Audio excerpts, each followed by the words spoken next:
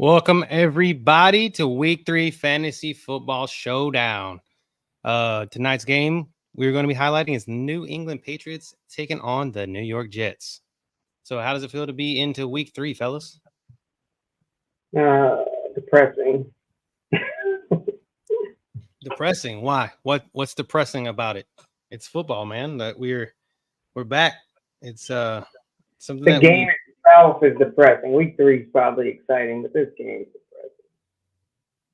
I don't even know why they even line this up for a primetime game. You know why? It's because of Aaron Rodgers. It's in New York. That's why. I mean, Patriots aren't who they were 7 years ago. One and one.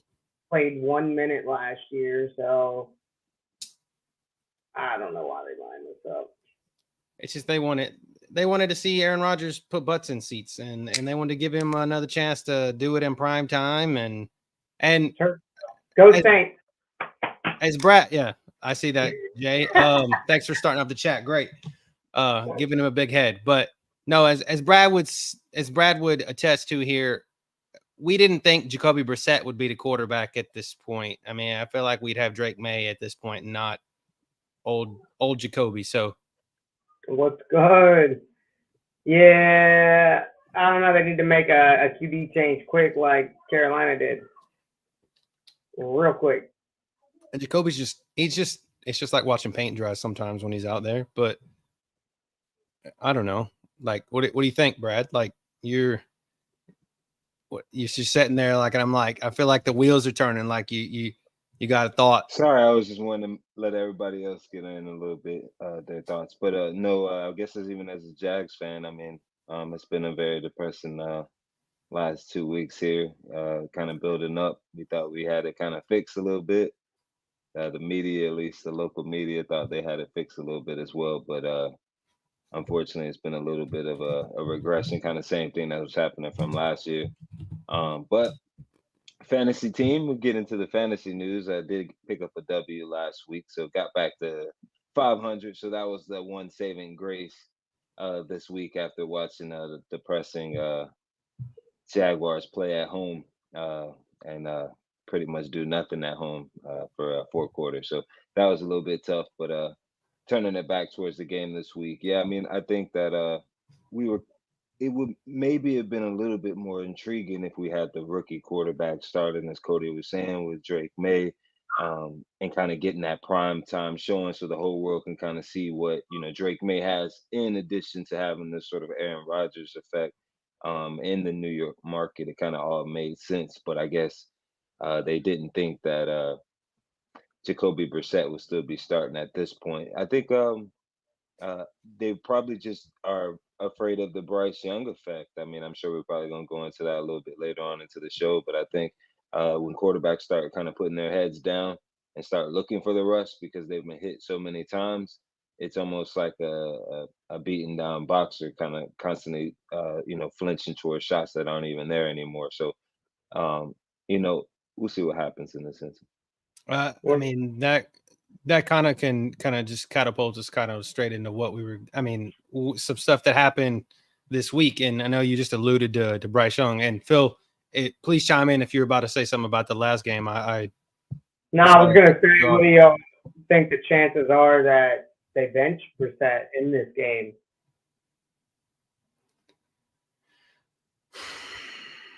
I think I saved that thought for when we get there, because I have a thought about that, especially when we get to DFS. That's what I was thinking. Yeah. We've seen the backup quarterback win DFS before. That's why I was asking, what are the chances you think that they bench him? I'd rather get drafted for war. I guess we'll go a little bit further into it, but I think given the game style they are kind of opting for with the run game, I don't know, because it just seems like they're kind of looking for a game manager, maybe not necessarily a spark, but if he comes out here and kind of gets embarrassed a little bit against the Jets, I wouldn't be surprised. I mean, I think so too, possibly. I mean, he's run. Is this more or less like Robert Kraft and Gerard Mayo doing Jacoby Brissett a solid, like, hey, Gerard Mayo was there when they drafted him, and he was behind Tom Brady. And Robert Kraft was like, "Oh yeah, I didn't get to bring my other son back in, Jimmy G, so I took the next best thing in Jacoby Brissett and brought you kind of home, let you take you out the pasture the easy way, and then we're gonna Yeller you when Drake May comes in." But I don't know. I really don't. So I feel like it's kind of doing a solid, but kind of shift back to stuff that happened this week and kind of like big picture. And Phil, you can't say the Saints because we know that's what you would say. What's the biggest surprise game that you guys saw that happened this last week? Like, what was the biggest surprise? Obviously, yes, it was the Saints beating up on Jay's Cowboys. That was, but you can't say the Saints. That's the only one that comes to mind.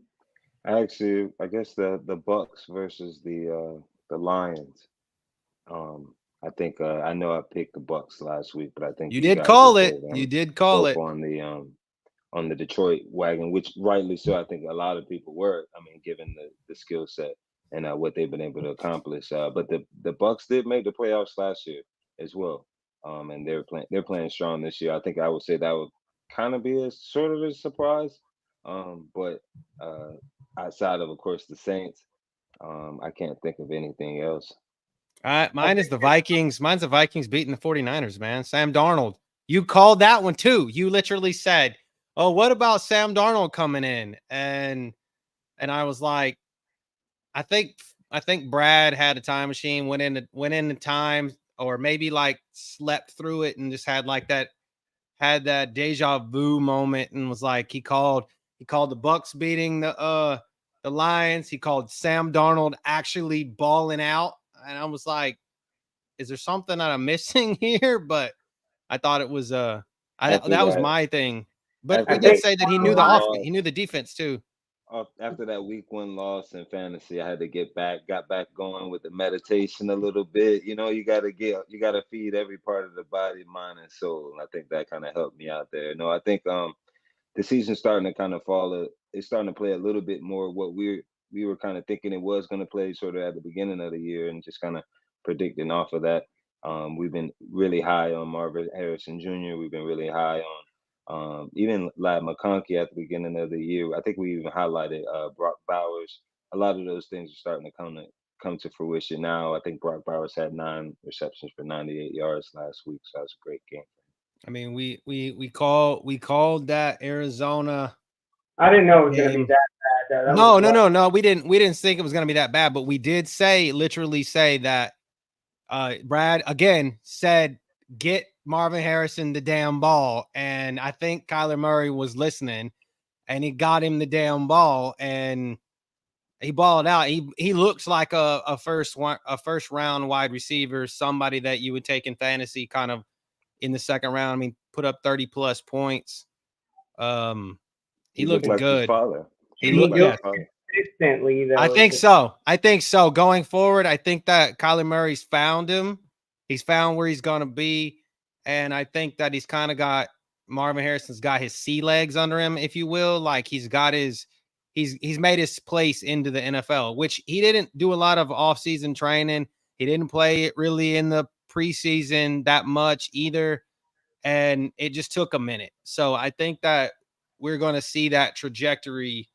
I don't think it's going to be 30 points every week. Don't get me. No, I'm not saying that, but I'm saying it's that consistent wide receiver 1 type production that you're going to see going forward with Marvin Harrison. So, yeah, I mean, I think a lot of love to Marvin Harrison, but even as Jay is saying, there was only what was that 4 incompletions in the game for Kyler Murray. I watched a lot of that game, and you could just see that Kyler Murray was sort of on.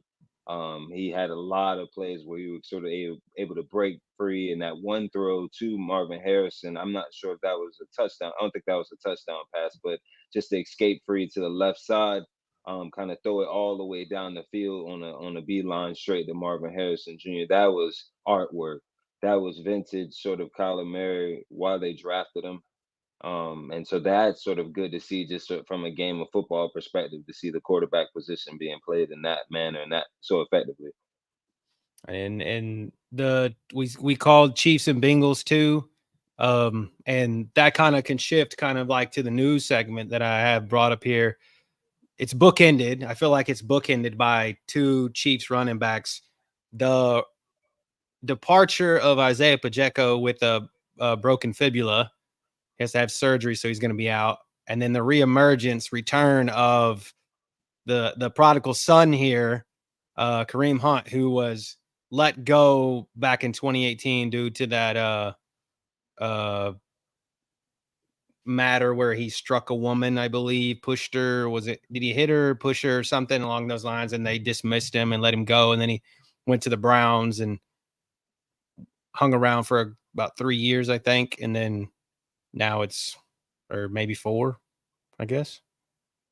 Yeah, 4, maybe 5. Hell, I can't remember. It's been so long. I felt like 2018 was just like yesterday. So, but he's back. Bryce Young, they got destroyed. Panthers got destroyed again. So to answer your question last week, Phil, the Panthers are just that bad. And we are just that good. Yeah, I guess you are that good. Put it on them. But and that gets the former number 1 overall pick. Thank God he didn't fall to Houston. I wanted him so bad, and we ended up with CJ Stroud. And now I thank God that they stupid Panthers picked him, and he's just. I hope the kid like can resurrect his career, maybe have like a Baker Mayfield type resurrection eventually, but he just ain't it, man. He looks like a peewee player out there running around. Like I think it was Joey Bosa just absolutely turn him inside out on Sunday. And I'm just like, now they're starting Jay's favorite player, Andy Dalton. So the Red Rifle. I mean, the Red Rifle, dude. Thielen's about to be a play again. Thielen, that I think Deontay Johnson shoots up targets wise. I know Adam Thielen was just fucking livid. Excuse my language, livid on the other night. Livid. I mean, you just missed him wide open a couple times, and it's just like, what is that? So Jay's friend locked Andy Dalton in 1 week in like 150 bags, and he shit the bed. And ever since then, we were like, never play him again. But I mean, he was on your Saints, and he got. I remember in the showdown, he cracked sometimes in the showdown. I know it was. And it was one of the, I think it was Juwan Johnson game with Andy Dalton. He came in for like a oddball play, and he threw a fucking like 70-yard touchdown, I think, one time too. It was crazy. He pulled a Taysom Hill. So yeah, I mean he's done that, but other things that obviously revolve around news is Jordan Love could possibly come back on Sunday. I don't think I'm putting much stock in that. And if I was him, I would sit my ass 1 more week, because obviously Malik Willis can do it without you. And I'm going to be the first person to say that I thought they were going to lose, but I guess when you have Josh Jacobs and you can hand it to him 100 times in a game, just do that and get through the game. Colts look bad. I don't know what's wrong with them. They look bad.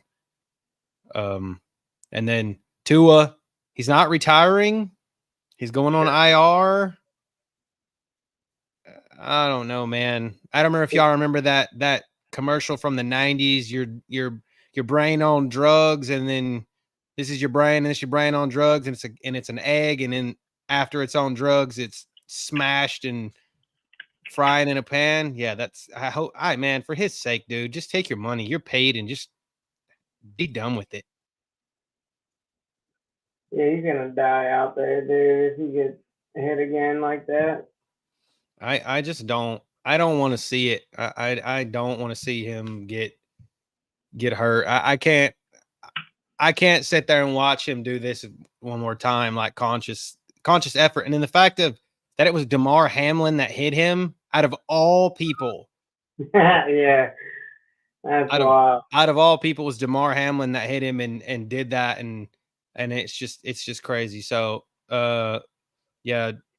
And then the injuries, literally the theme of the week I put on in YouTube was let the bodies hit the floor, because it's just, I feel like injuries are at an all-time high right now. I feel like through week 2 that we've had way more stars get injured this week than I can remember, at least this early.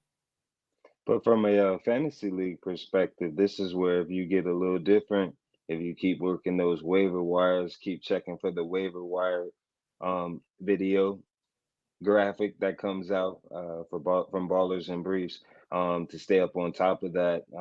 It's possible that that could be the difference between you winning a game and losing the game. You insert the right sort of backup, but that guy ends up getting a touchdown in the game.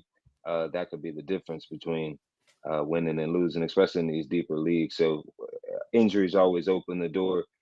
This is why it's also important to sort of have those backups almost already ready, stashed on the bench there. If you're kind of nervous about a player, you can't necessarily set it up for everything, but that's what I would be looking for when you're starting to see these rash of injuries. How nice would it have been to have Mason with your C-Mac lock a while back? Those types of things. Start thinking about those things as you move through the season. Yeah, for sure. Especially with guys like Phil's man Carson Steele there in Kansas City.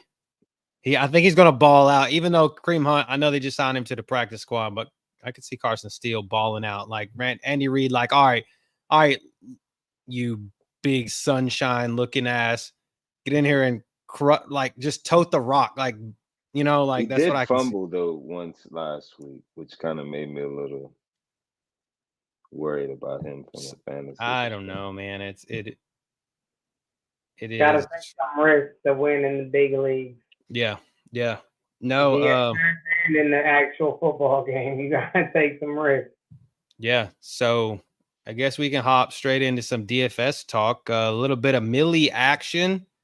Okay, guys.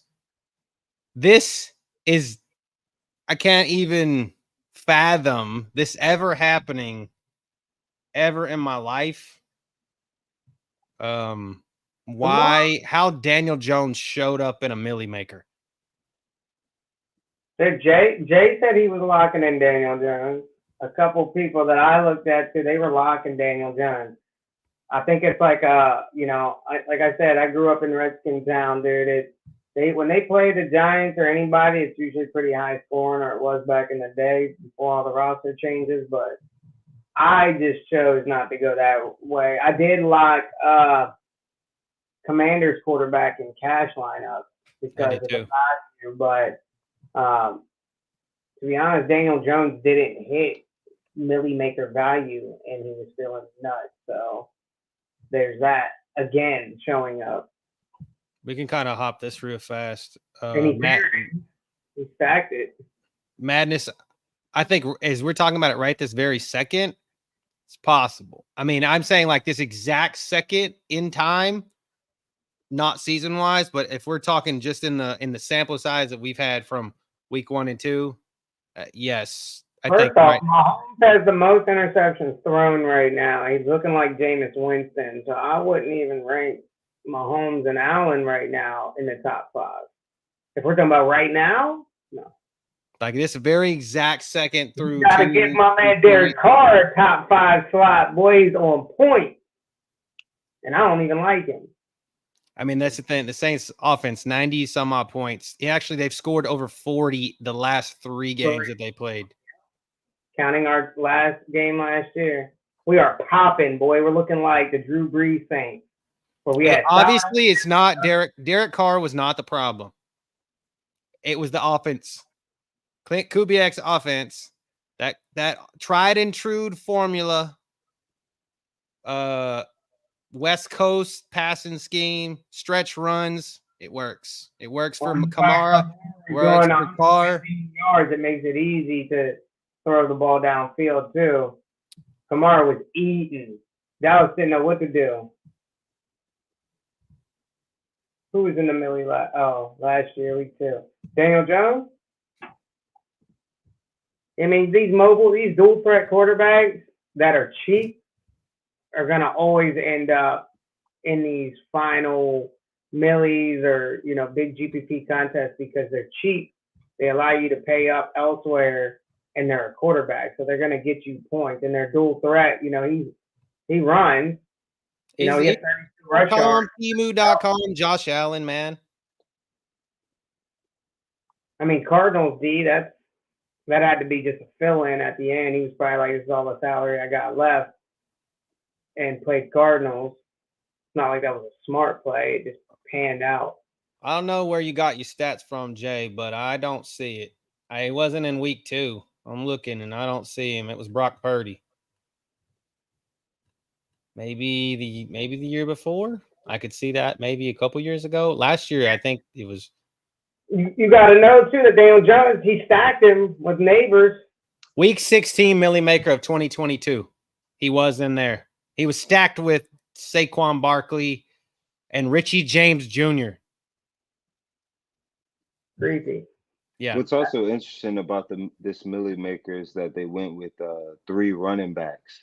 Thank you, Matt. With the 2 running backs and then also the running back in the flex there is a little bit different. Oh yeah, cream of the crop. As well. As well, it's sort of a different play. So I guess maybe even that could be sort of a get different move in the sense that going with the 3 running backs there.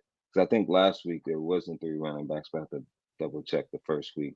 But I think that's an interesting move there to go with that. And then on top of that, with the stack with Jones and Neighbors, you're kind of eating off the same points basically or the same touchdown. So I guess this would be more of you would think more of like a hand-picked lineup or more of a what an optimizer is giving you. It could have been hand-picked. It's not too far off, but the flex being a running back is not necessarily a get different play. It just all depends on the week and the value that you have at running back.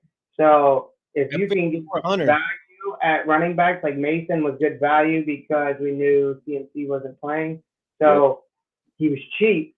So when you can get good value like that, and then Dobbins as well, being as cheap as he was, by the way, has been outstanding the last 2 games. So I think that's somebody we got to start paying attention to. But anytime you can get value in the flex, you take it.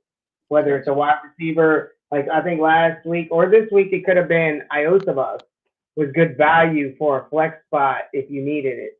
Mm-hmm. So you could have went anywhere with that. But some weeks, it's different. You do want to target wide receivers. And I would say on FanDuel, I think you want to put a running back in the flex every time because you want those touchdowns. And they're more easier to keen in on. The crazy thing is last week, like we were separated in the millie from first to second by like 100th of a point. This week, it was a full solid 12.9 points is separated first from second. That's the biggest I've ever seen. 12 and he points. only got 229 points, which is actually low. Usually millie winners are like 240 plus. Like I said, he didn't hit value here on 2 people. You could see it. I mean, last week was 196. 196 won it last week. When I took that third, I had like 215, and I've been watching ever since. It's literally like 240 plus to take down these big ones. We haven't. I go to the scoring now. There just hasn't been big scoring. 260 week 10 of 2023 was as high over 230 as it's been. That's saying something now because but before up until that point, it was like, you're right, 240. But then it kind of has taken a dip over the last. It might be because it's early, week 1, week 2. Yeah. And you get to later I think the middle of the season is when it usually kind of peaks at its most. Well, there was I believe a statistic that came out that said that there's been less touchdowns, quarterback thrown touchdowns, and I believe any time in the last 5 years, like a tremendous drop from I think like 105 to around 65 in the first 2 weeks of the season. So that could also be kind of bringing the numbers down a little bit. But I suspect the NFL is going to make sure that comes up a little bit in the next couple of weeks, just to make sure everyone's happy. I mean, I what's mean, the good about this lineup is there's no one in here that's hard to get to. and we I think talked about 1, 2, 3, 4, 5. I mean, five of these guys for sure, because we talked about Kamara in the Dallas New Orleans game, Mason with the San Francisco Minnesota game, Harrison, we called him, Godwin, we talked about Tampa and Detroit, McBride obviously in the Arizona game, and then the Cardinals defense, which I felt like that was kind of a halfway decent smart play because he didn't really, there was no Cooper Kupp, but Cooper Kupp was kind of banged up. That was just, I think maybe that was he had got to it because of the price tag of what. All he had left probably. But like McBride and Godwin were chalk, extreme chalk. They were very high up. So you can see his get different was Dobbins 27.5 points. I mean 27.5%. Different. Cardinals was get different. Kamara wasn't necessarily. I mean, in this, he would get different. He was only drafted 4%, but he wasn't necessarily a get different play if you were looking like at projected exposures. So even Harrison, I don't even see how he was only 3.6%. I don't know. But looking at this lineup, it's kind of like, damn, I could have got there. Sometimes you look at the Millie winning lineup and you're like, there's no way I would have got that guy. So I can't be mad. But this one, you're like, man, I could have got there. I mean, the second place was a Gardner Minshew lineup, but it had a Devontae Adams stack with a Zay Flowers bring back, but it still had Dobbins, Mason, Neighbors, Kamara in the flex, and Brock Bowers as a tight end. So he stacked Minshew with Bowers and Adams and brought it back with Flowers and ran a Chargers 16% owned defense and still lost by 12 total points. Bad though. What is it, like 100,000? 200 grand. Yeah, he's happy. He's happy with a Gardner Minshew stack. I called that the week before, by the way, so it's 1 week off. Yeah. I mean, and then after 2, 3, 4, 5 are all separated by 0.8 of a point. Right. So, but yeah, so I guess that's kind of the Millie. And did anybody in the comments play in the Millie? Did anybody play in DFS at all this week and have a good lineup that smashed? Because I mean, I profited in 12 out of 15 contests this week for sure. So where I lost a lot was I didn't hit my cash. I did a lot of those one-on-ones this week, like a lot of those one-on-ones, cash lineup head-to-heads, just to kind of pad the stats a little bit. The tip I gave out last year, I didn't give out this year, man, is lock in 50 heads-up lineup, $1 lineup, and on DraftKings you can select that you don't match the same player more than once. That you'll never play against the same person twice. And the pros can't play in $5 or below contests. So you won't have to worry about playing against any pros. If you're playing against people that don't got much, they're betting their last dollar and they're trying to get lucky, and you're going in with knowledge from this podcast, it's an easy win. Yeah, the VIPs can't lock those at all. So those guys, you don't got to worry about going in and just getting totally throttled. It's still, you take the knowledge you're getting from us and then go over there and you just hit the smash button. So hit the like button too while you're at it. So we can kind of move back into tomorrow's game. Fun game. The good old AFC East ground and pound slow 38.5. I don't know. Like you guys were saying earlier, I don't know how this got put over or under on that. You said 38.5. I mean, everybody, they say to bet against the public, right? The public is thinking this is going to be slow, boring, defensive, run, field goal type game. The bet here is probably to bet the over. kind of what you just said, Brad. Though is the NFL going to make that call and be like, hey, because the sports books have been on fire. By the way, they have been on fire, like calling these games, and they've been on fire. The only game that's gone against what they said was the Green Bay Indianapolis game, I believe, or actually, no, not excuse me, the Philly and the Atlanta game. That's it, and that's literally, I think that was Kirk Cousins just willing it into existence, and the Philadelphia Eagles just looking poor. Saquon dropped that pass, and now he feels like it's all his fault. I think it was all his fault, but shouldn't have let Kirk Cousins fry them for the last 2 minutes. Correct. That's the problem that the Saints used to do all the time, man. You play prevent defense instead of just playing how you played all fucking game to have the lead. Why are you playing prevent and letting them move the ball 30 yards at a time? Just, if they beat you and they get behind you, blame your fucking corners. But they've locked them down all game to where they were limited to 20 points in, 2 hours and 45 minutes, and then all of a sudden you let them get the ball and score in 40 seconds because you're playing prevent defense.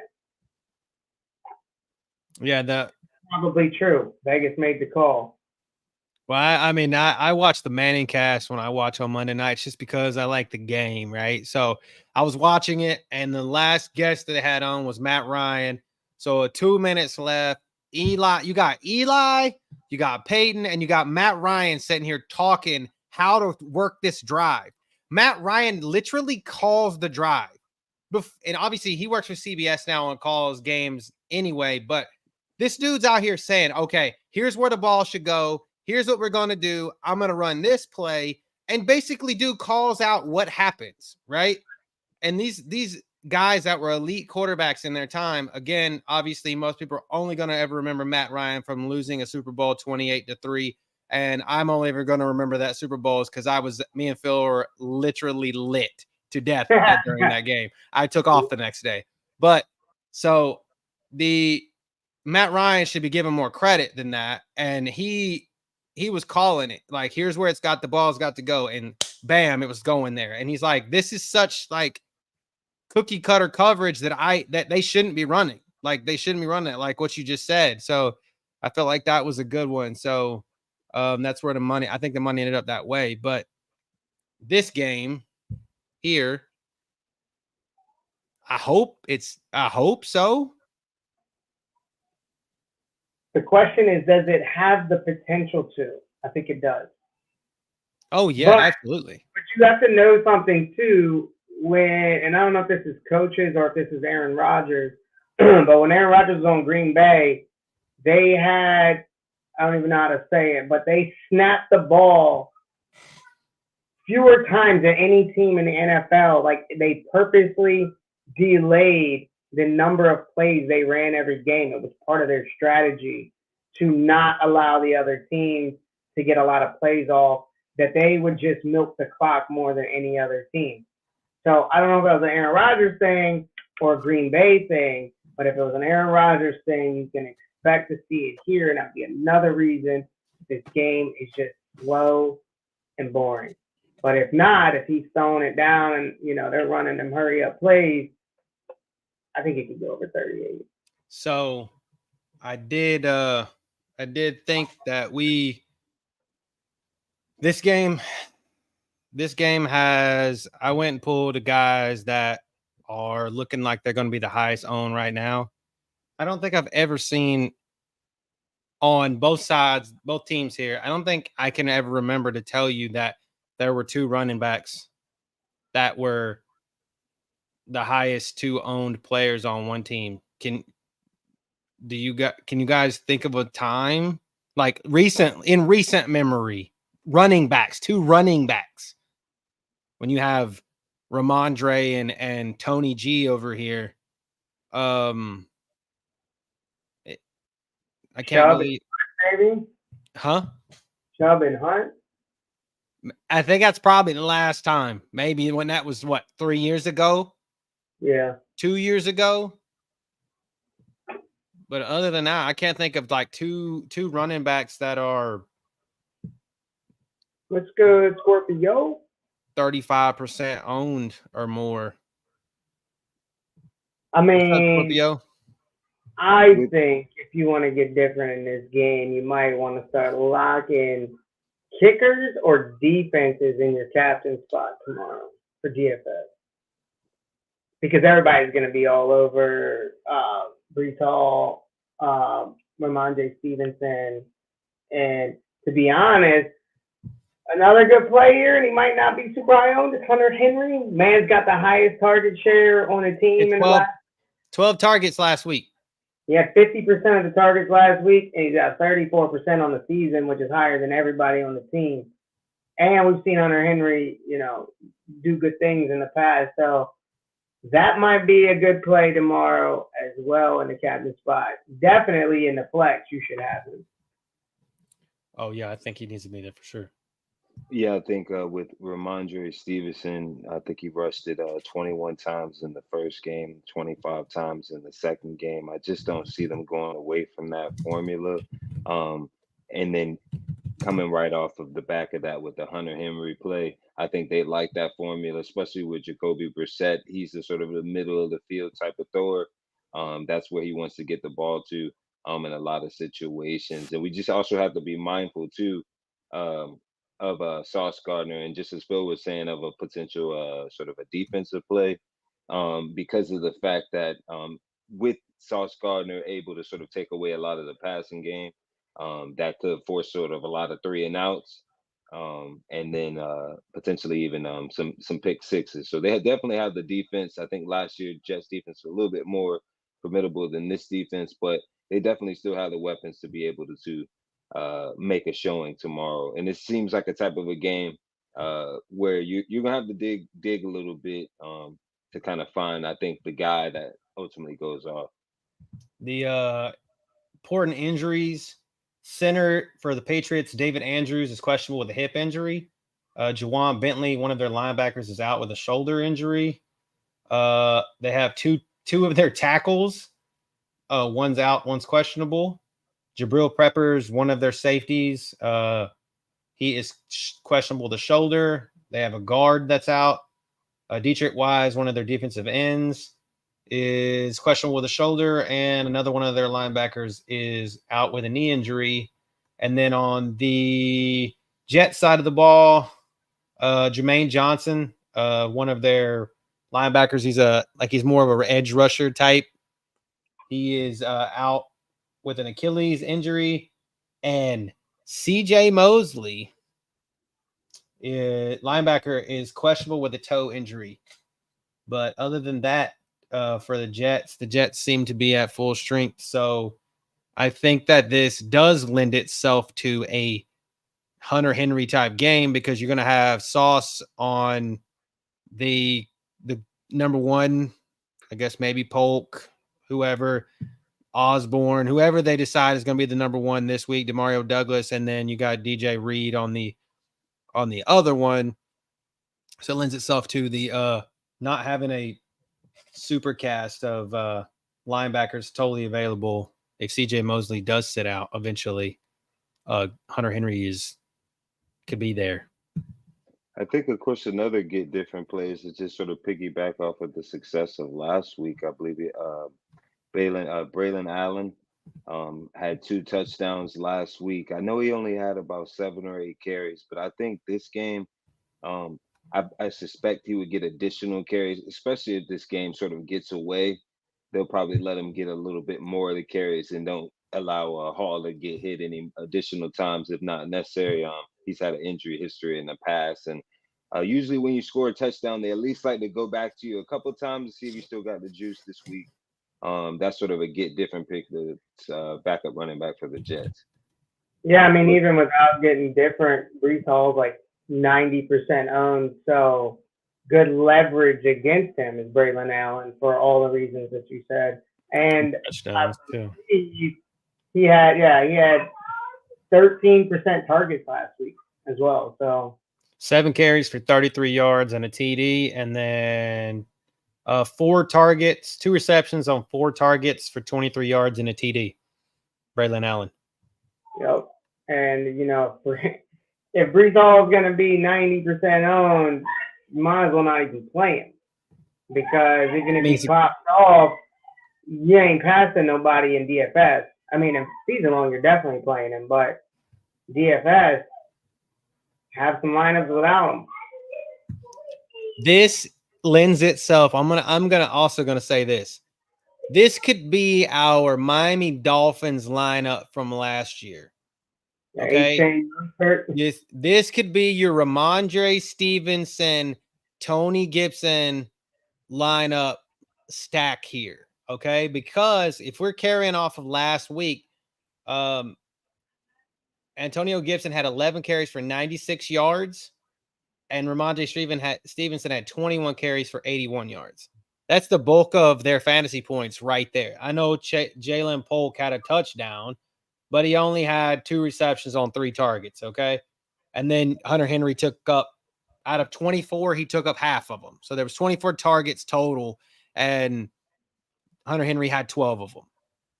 So there's your thing. This could be you fade Jacoby, run 2 running backs and a tight end, and then, like Phil said, maybe a kicker, and then your Braylon Allen and some. It could be. I feel like this could be stacked full of running backs. Could be. I don't necessarily like the Gibson play. I mean, last week he was okay, but he don't get targets. I need him to get targets on DraftKings. I like Braylon Allen much better if you're going to do a double running back, probably Brees Hall and Allen. Also think it's fan more to field goals than anything. So I would have kickers galore than running back galore. I think I'm actually going to run in season long. I'm going to run Antonio Gibson over Chase Brown, because I think Zach Moss is just totally just put himself in the driver's seat for Cincinnati. So this is interesting. I don't know if I like it that much, but that's probably. Got some love to it, man. He's got chemistry, and target percent on the season is 22%, which is only 7% behind Garrett Wilson. And then last week he was only 7% behind Wilson too. So again, you're gonna have somebody like Wilson who's high owned and a good pivot off of him in regard. You think it's better pivot than Mike Williams? I mean, Mike Williams is gonna have like the least amount of exposure possible. So I think you can pivot to either one of them. The question is, do you need to get that different? I don't know if you need to get that different. Tyler Conklin's let me down. I thought he was going to be that guy that they looked for a lot this season, and he hasn't been there, but he could pop off, I guess. But I don't. They're halfway decent. Why hasn't he been there? Is he not getting open, or is Rodgers not looking at him? I think he's not. I've seen him look towards him, but not like he had 2 targets last week, 1 reception. So obviously he dropped one of them. That's the killer. Those guys you can't even really look towards because you don't even know now. Now, a guy that I like, I'm saying this is 150 max play here, but if you're doing 150 max tomorrow in the showdown, which I don't know if anybody's doing that, but if you are, Xavier Gibson, okay? He's not targeted. He should be, but he's a kick returner. And in this day and age where they're trying to get kick returns and the kick returns are already up to this point. I mean, every other time I turn a game on, they're booming it out the back of the end zone because they just rather give it up to the 30. But some of these guys are actually kicking it, and this is a primetime game where they want to try to see pop off plays like that. It's all the eyes are on it and be like, hey, don't boom it out the back of the end zone. Let the guy try to take it to the house, right? And I mean, he's 2,000. He's less than 2% owned. I think he could be one of those guys you get those extra points for. I'm just a guy that I was thinking off the top of my head there for the Jets. All right. Let me see. Oh, projected ownership. So Breece Hall, Garrett Wilson, Rhamondre Stevenson are the 3 highest owned captains tomorrow. So you could get different with some Polk, Antonio Gibson, Braylon Allen, Lazard. Lazard's actually way down there. That actually might be a solid play, Jay. 3% owned in the captain spot. I can't believe Hunter Henry. Hunter Henry at less than 1%. Captain spot. Defense. I mean, that's crazy. Jets defense is higher owned in the captain spot than Hunter Henry. But the Patriots isn't. So, like I said, man, I might go defense tomorrow in the captain spot. Might go, Jets defense because, Brissett is garbage. I think there might be a chance that they bench him. And if they bench him, I don't know how well the other guy's going to do. So, could be a Jets defense type game. Could see a lot of Braylon Allen in there as well. If they get out to a big lead, might just give him the ball more. See what the latest news on Drake. To be honest, I think if you play a defense in the captain, you have to play their running back in the lineup. One of them, you have to. It's the only way it makes sense.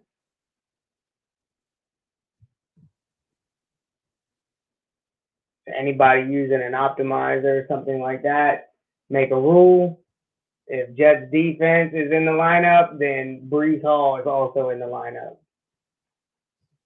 Yeah. The theory behind Drake May could be that they don't want to start him until week 5 at home against the Dolphins. So bad time to thumb the Wolves. You might as well let them get some exposure against a weak defense, shitty team. I mean, the Jets defense is not supposed to be. They're not supposed to be weak. They're actually supposed to be a decent top end defense, but it's just that we don't see that because, I mean, they got a win last week. Both of these teams are 1-1. They both, I would assume, have Jets beat up on a shitty Titans team. Patriots won week 1 against a mid Browns team and then lost to the Seahawks. And, of course, the Jets lost in week 1 to was it the Bills? No, 49ers. My fault. Yeah, and by the way, I think I was right about that Aaron Rodgers thing. They are ranked 30th with snaps per game, which is terrible. They snap 79 per game. Whereas on the other side, New England is ranked 9th. They snap 97 per game at number 9. So I don't know who number 1 or 2 is, but 79 is terrible. So there's going to be a lot of clock being killed. Just naturally, he waits for the snap count to be drained before he snaps the ball. That's who he is as a quarterback. I think I like the under because of that. But I feel like the public's going to be on the under, so it might not even touch the over-under in this game. New England 65. I give you 2 guesses who the number 1 snap count team is in the league. Maybe Dallas. Okay, what do you think, Brad? Probably Houston, just because you the smirk on your face. When It's not. It's not Houston. It's not Dallas. It's Detroit 72. Philadelphia at 71, which is surprising. Miami at 70, and then 4. There's 3 teams tied: San Francisco, Houston, and Baltimore at 68.5. Yeah, those are all the opposite ranks. It's actually Houston is number 1 for the most snaps in a game. It's 123.5. These are just saying per game. Looking at like number 1 for the worst. I'm looking at number 1 for the most. The number 1 for the most is Houston with 123. And number 2 is Philly with 110.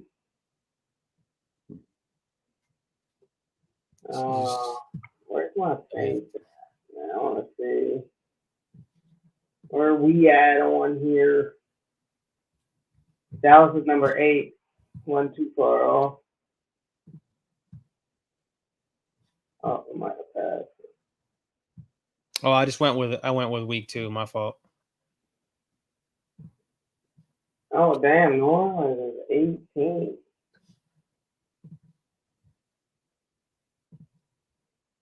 Yeah, this is like overall. This isn't based on like 1 week. Keep that in mind. You know, New England seems to snap pretty fast, and the Jets don't. New England's probably not as powerful offense. Yeah, this is team plays per game, so 72 at Detroit. That's what this is. But anyways. Essentially, it's a good statistic to look at when you have 2 teams that are fast. That's a good way to like bet your overs. But I don't see Pineapple called it up here. He said Hunter Henry to the moon. Yeah. Up early, so For sure. Yeah, I don't see any. Oh, here's one. Miami and Seattle, dude. This might be a good one to bet the over on. Seattle 6th with 102 snaps per game, and Miami is 4th with 104. It might be a good game to get some action in, knowing that they're going to be making plays. There's more plays to be made. There's more chances to add scores. There's more fantasy points. Type of stuff you look at for fantasy players too when you're drafting for DFS. Which team is going to be getting the ball and using it?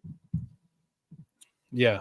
So in honor of this game, our first giveaway for week 3, we're going to give away something this week in week 3 for everybody that likes, shares, subscribes, retweets. You find the tweet, you find it where you got it from.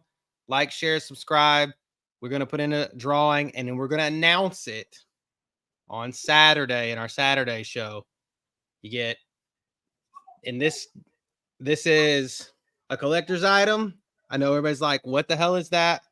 It's a Patriots official little people. It's a collector's item. And then you get a Ballers and Briefs koozie and a sticker. So if you like, share, subscribe, retweet. And these aren't going to be, this isn't just this. We're going to do some small ones this season, and we're going to do a big one about halfway through the season. So if we see you out there, like, share, and subscribe on our stuff, and you hop in and give us love, we will give you love in return. So because we appreciate everybody and all the love that y'all given us and all the questions. So, but yeah, man. So it's been, I think it's got the potential to be slow and plodding, but it has the potential to where Vegas calls in and says, hey, this is boring. Amazon. What'd you say? You know what the line is? Not the over under, but the actual line. Yeah, I saw it on ESPN Bet just a second ago. Hang on. By the way, whoever that girl was advertising for them, hot as shit, man. My girl got mad at me. I couldn't stop talking about her. I was like, geez, who is this? Find out who she is. Follow her socials.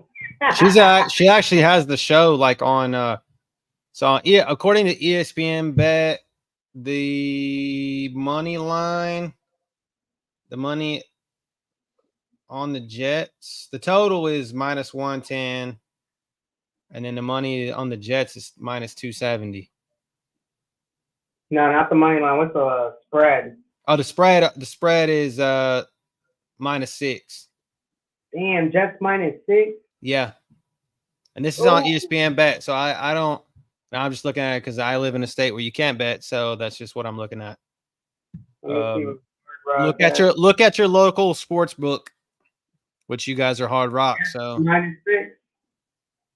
-6. Over under 38.5.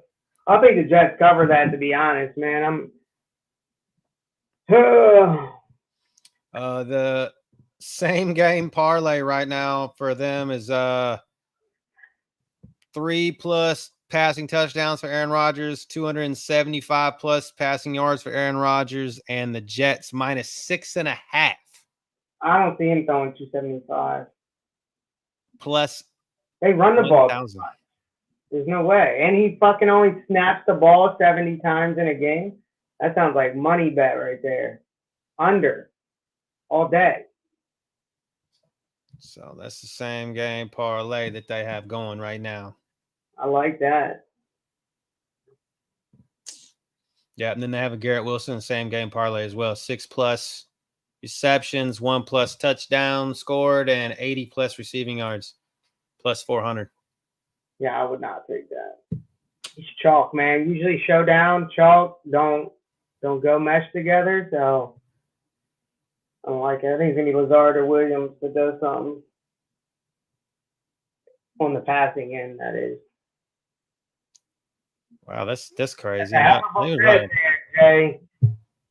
Under 39.5, that counts rushing and receiving. Dude, they're not gonna have nothing to do but dump the ball off them. He's gonna get receiving yards just off a dump off passes. Oh no! Plus rushing and receiving, absolutely not. I'm not even. I went. That's baby. Pick 6. I went over than that. So off an injury script. Okay. Yeah. Jay gonna be sitting at his fucking TV hoping dude gets injured. Like, oh, fuck your ankle up. Fuck your ankle up. hip drop tackle. Yeah. So yeah, one of those. Or just one of the freak accidents where they're not even touched and they just start limping off the field, and you're like, we don't want that, man. We don't. And this is at the Meadowlands where that shit happens all the time. This is the worst, absolute worst. If you're a Jets fan, you're a Giants fan, tell that damn place to get better turf. I'm tired of it taking people. That place sucks. I competed in Halo at the Meadowlands 3 times. Sucks. Winning. I've been there 3 times. Sucks. But yeah, those untouched injuries. When I was like heavy sports betting, that was the biggest Vegas calls I've ever seen. You just watch nobody touch them, and they're like, and then they're out for 2 weeks, and you're like, oh, come on, dude. Send me a card with a collectible item in it. I'll send you one if that hits. If you hit that, I will. I'll send you something. It's gonna be a picture of something you want to see. He gets it in the mail. Like, what is this? But signed, Ballers and Briefs. Right. Ballers, no briefs. Balls, no briefs. Yeah. So, anybody got questions? I know Jay over here just running off the running up the comments. So, because we brief. Yeah. Signed, yours truly, Cody. Yeah, sure. Is anybody what's people's records? I want to know people's records in fantasy. Like, I'm 2-0. Season long? 2-0. I stopped doing season long. I don't have time for it. I just have to focus on DFS and lose all my money there. Well, Brad and I are in a 14-man league, and this is I think it's really the hardest league I think I've ever played in my life. I would never do that. I hate 12. I like 10. 10 is probably the easiest. Yeah, you can just get a good lineup and have some reserves that are good. Oh, that's a guy. I mean, I've seen that one too. He had the whole team dead. I saw that lineup, but there's a guy in our league. That has no Debo, no Pacheco. Who else is hurt? Love. He wasn't Love. So like at least CMC. KP doesn't have CMC either. So he had number 1 overall pick and he's cooked. What's crazy is it's like a maybe to suit up in week 1, and he didn't even play in week 2. Well, that Jordan Mason said he knew. So yeah, but like, how were you a maybe in week 1, but definitely no in week 2? Like, you got worse over time. No Higgins, no Pacheco, no Debo Samuel, and he drafted Nick Chubb, and he's in an IR spot there. And then he's DK Metcalf, who's questionable. So his team's pretty beat up. So, yeah. Not good luck 2 weeks in, but work that waiver wire. This is why we give the information out. You got to work that waiver wire, man. Yeah, definitely. You have to. Well, good luck at the Jets Patriots games and season long in the DFS. Yes, sir. And we will see you guys on Saturday. And if in the meantime, like I said, find us on the socials, like, share, subscribe, retweet, tell all your friends, and we will pick a drawing and let you guys know who wins it on Saturday at the end of the show when we're doing questions. All right. We'll see y'all later. Peace.